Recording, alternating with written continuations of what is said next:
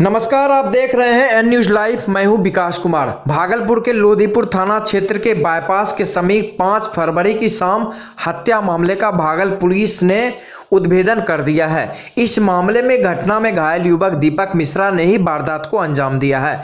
उसने अपने चाचा रोशन मिश्रा को मौत के घाट उतारा था। दीपक बेहोशी का नाटक कर रहा था। पहले दिन उसने पुलिस को बयान भी नहीं दिया था। सिटी एसपी स्वर्ण प्रभात ने प्रेस कॉन्फ्रेंस कर बताया कि आशीष मिश्रा उर्फ रोशन की हत्या दीपक ने की थी। 2 कट्टा प्लॉट का विवाद था। पहले भी दोनों के परिवार के बीच मारपीट हुई थी। फिर कुछ दिनों से दीपक मिश्रा आशीष का विश्वास जीतने के लिए उसके साथ घूमने लगा।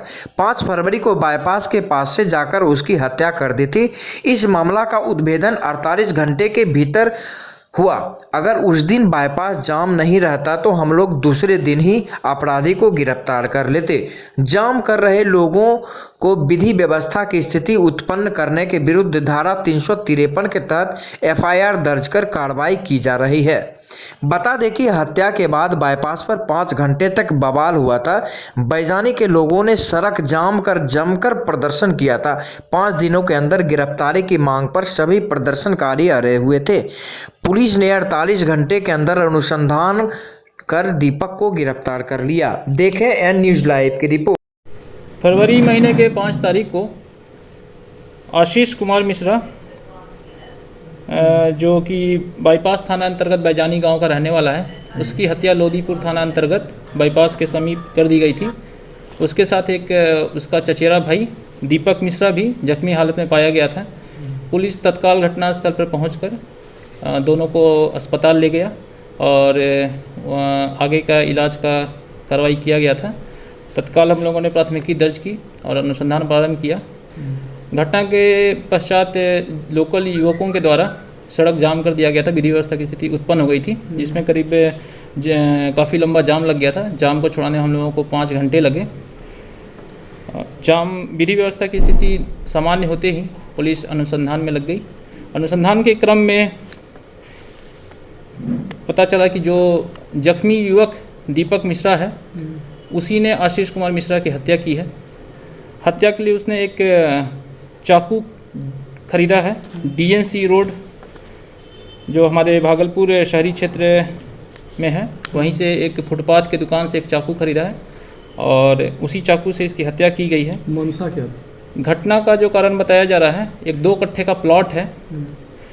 ये 2 कट्ठे का प्लॉट दीपक मिश्रा की दादी के नाम से खरीदा गया था बैजानी में, जो बाईपास थाना अंतर्गत है।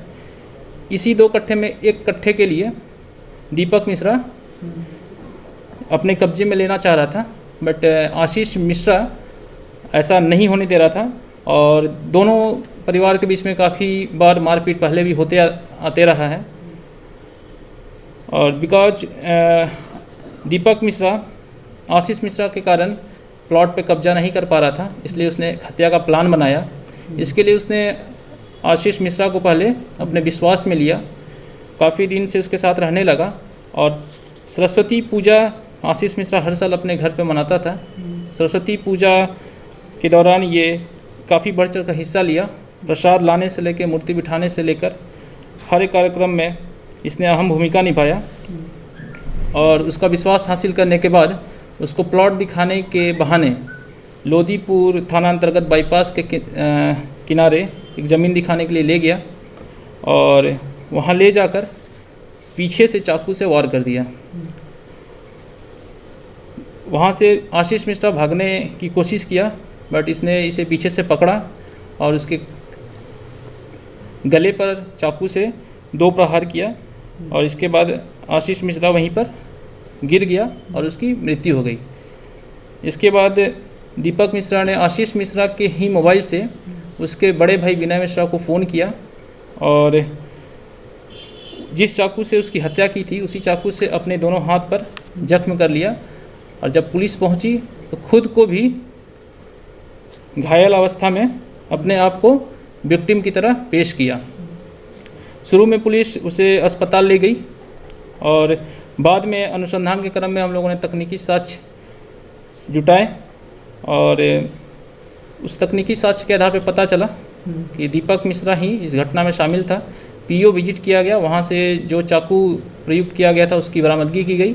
वहाँ से ब्लड सैंपल कलेक्ट किए गए हैं, सीसीटीवी फुटेज की जांच की गई है। तकनीकी जांच के आधार पर हॉस्पिटल से डिस्चार्ज होने के बाद दीपक मिश्रा का फिर से बयान लिया गया और उसने भी अपने कन्फेशन में इस घटना में अपनी संलिप्तता स्वीकार की है। M News Live।